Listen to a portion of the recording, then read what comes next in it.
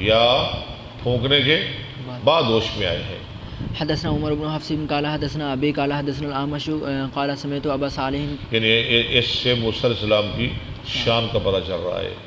پیچھے بھی اس پیچھے قال سمعت ابا هريرة عن النبي صلی اللہ علیہ وسلم قال بين النفختين 40، دو نفخوں کے درمیان، ہاں جی، ایک پھونکنا پھر دوسرا، ہاں جی، کتنی مدت ہوگی، کتنا ٹائم ہوگا؟ 40، بس 40۔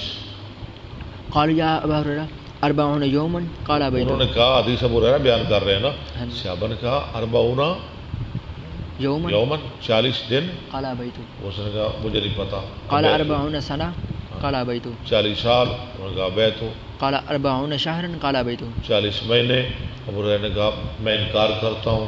ويبلى كل شيء من الانسان، اللہ بابا جی، انسان کی ہر چیز گل جائے گی، الا اجبد نبی، اللہ جبذان بھی، سوائے اس کی ریڑھ کی ہڈی کے۔ یرکب الخلق، پورا کا پورا بدن، جسم، وجود قبر میں ختم ہو جائے گا۔